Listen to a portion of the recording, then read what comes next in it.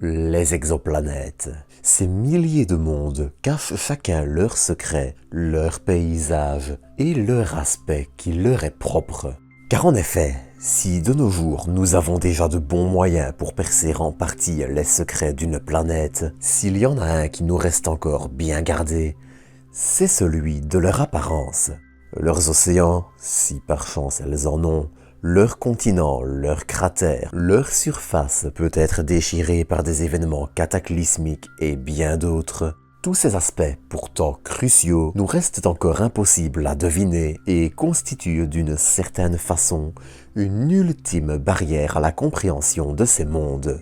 Compréhension qui est d'autant plus intéressante qu'elle nous permet de comparer notre système solaire à d'autres et d'ainsi comprendre à quel point il est unique et classique à la fois. En plus, bien sûr, d'aider à rechercher des mondes habitables, connaître leurs conditions de surface, et j'en passe. Mais, justement, peut-on un jour espérer deviner les continents d'une jumelle de la Terre, les gigantesques volcans comme le mont Olympus martien, ou de gigantesques tempêtes d'une géante gazeuse, comme la grande tache rouge de Jupiter?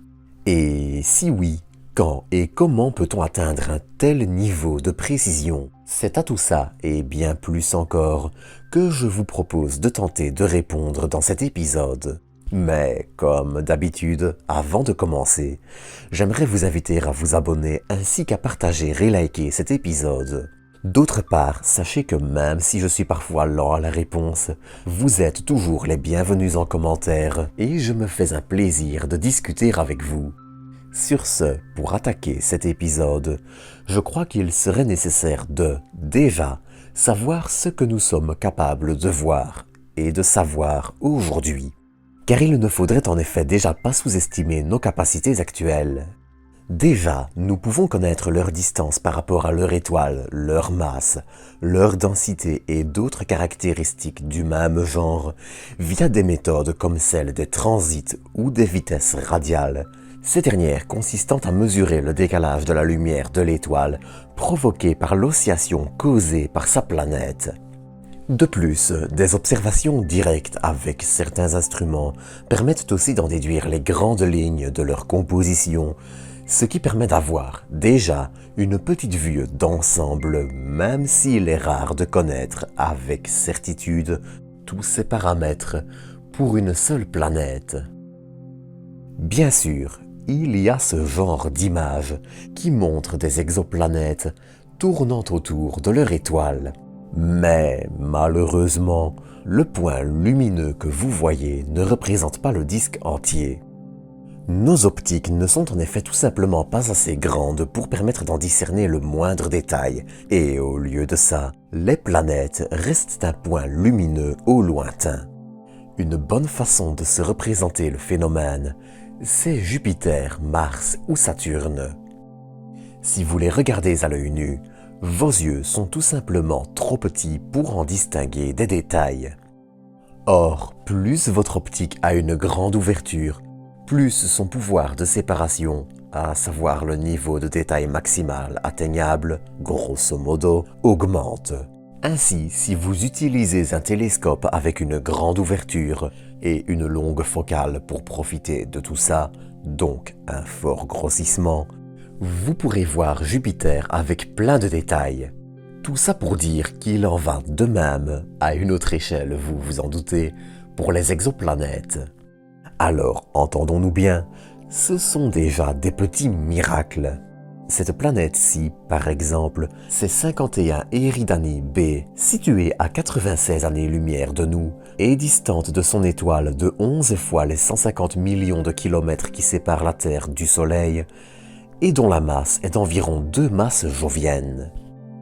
Et pour la plupart des exoplanètes directement imagées, c'est assez bien le même schéma. Des planètes relativement grandes et massives, plutôt éloignées de leur étoile, et géantes gazeuses.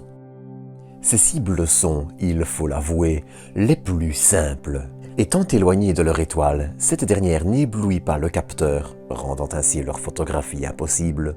Elles sont très réfléchissantes et plus faciles à imager. Et pour nos instruments actuels, comme Sphère, l'instrument d'optique adaptative qui compense les turbulences de l'atmosphère, installé au VLT, il est difficile de faire mieux. Mais dans un avenir plus proche, à savoir quelques mois, les exoplanètes vont encore plus se révéler à nous.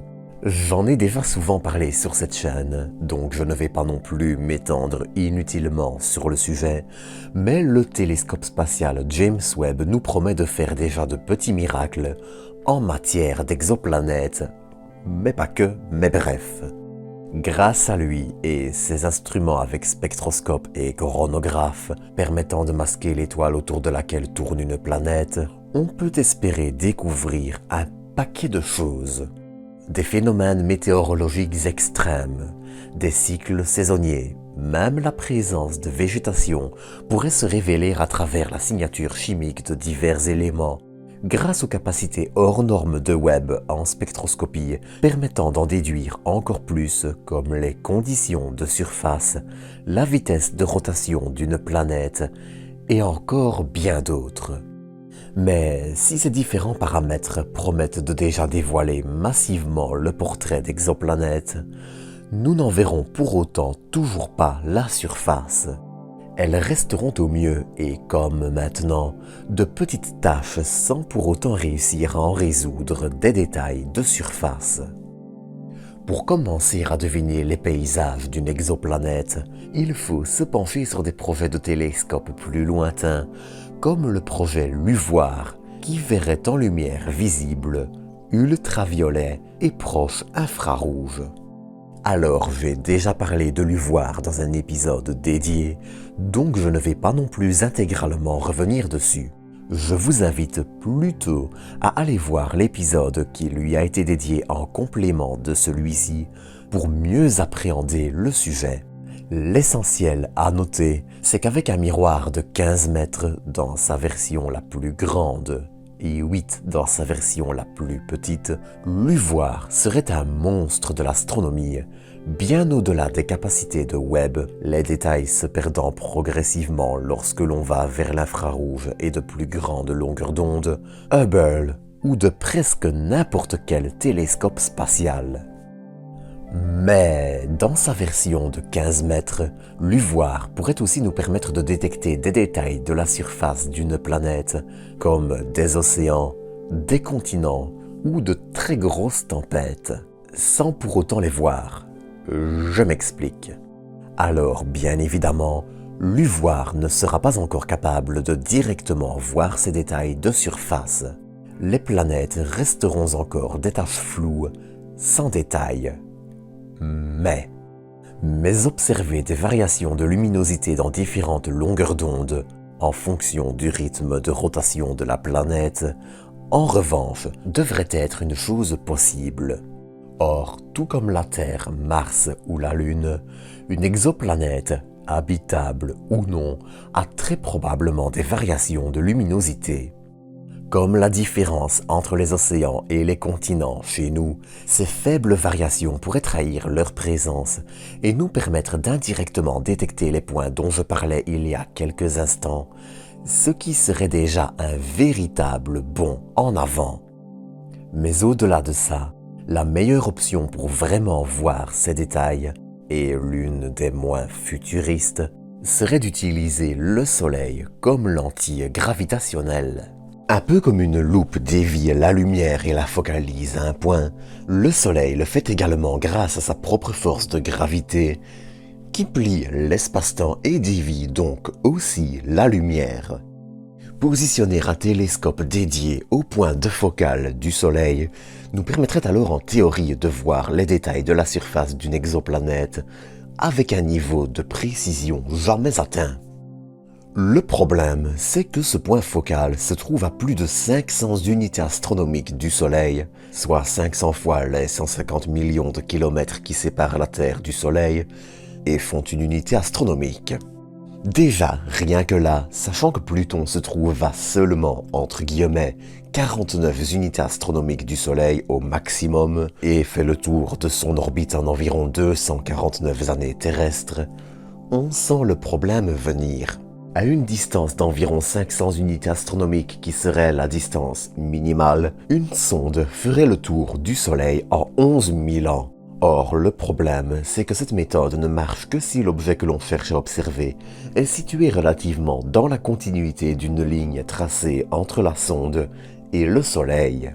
Ainsi, cela obligerait à concevoir une mission qui pourrait voyager vite pendant plusieurs décennies, Voyager 1 n'étant qu'à 144 unités astronomiques de nous, pour viser une planète qui soit à la fois bien positionnée et observable dans un court laps de temps. Il serait ainsi plus réaliste de placer la mission sur une orbite qui n'est pas constamment à 500 unités astronomiques, mais qui, plutôt, serait sur une trajectoire comparable aux missions Voyager. Ainsi, en plusieurs décennies, la sonde pourrait atteindre le point de focale, photographier sa cible, et voilà, avec, comme pour le placement en orbite, la contrainte de trouver une cible proche du plan de l'écliptique, au risque de nécessiter des quantités conséquentes de carburant et de temps, qui seraient tous deux bien au-dessus de nos moyens. En bref, cette méthode, comme vous l'aurez remarqué, n'a donc pas que des avantages. Mais il en reste encore deux autres. Celle des télescopes spatiaux ou des télescopes spatiaux en réseau, totalisant plus d'une centaine de mètres, et celle qui consiste à analyser la lumière photon par photon. Je m'explique. Au lieu de faire comme nos capteurs actuels, une moyenne de la luminosité captée, l'idée serait de créer un télescope enregistrant chaque photon individuellement, comme un film, et non leur moyenne sur une durée donnée. Avec un capteur suffisamment sensible et précis, un télescope spatial pourrait ainsi donner un petit aperçu de la surface d'une planète. Dans le bruit de fond du capteur, on repérerait ainsi certains photons avec une longueur d'onde précise, et si ces mêmes photons, ou du moins des similaires, reviennent au même rythme que la vitesse de rotation de la planète sur elle-même, alors c'est un détail de surface observé. Mais dans les faits, entre les difficultés liées au fait que les planètes tournent sur elles-mêmes et obligeraient ainsi à prendre de courtes photos tous les jours de la planète en augmentant considérablement le temps requis pour obtenir une photo sans flou de mouvement, et les autres difficultés liées aux optiques, il reste encore beaucoup de défis à accomplir avant de réellement voir la surface d'une planète. Certaines méthodes, comme le miroir liquide dont je parlais dans l'épisode sur Axiom 1, pourraient nous permettre de tels exploits. Mais il faudra, sauf bonne surprise, attendre probablement encore des décennies pour pouvoir apercevoir le premier détail flou d'une exoplanète, dont la qualité dépendra aussi de la taille et de la distance de la planète. Si bien sûr la méthode choisie n'est pas de s'y rendre directement. Mais pour ça, je vais vous donner rendez-vous la semaine prochaine, si tout va bien. En attendant, c'est ici que je vous quitte pour aujourd'hui. Comme d'habitude, j'espère que vous aurez apprécié cet épisode et je vous donne rendez-vous dans quelques jours pour un nouveau. D'ici là, prenez soin de vous, prenez soin des autres et à très bientôt pour de nouvelles doses d'espace.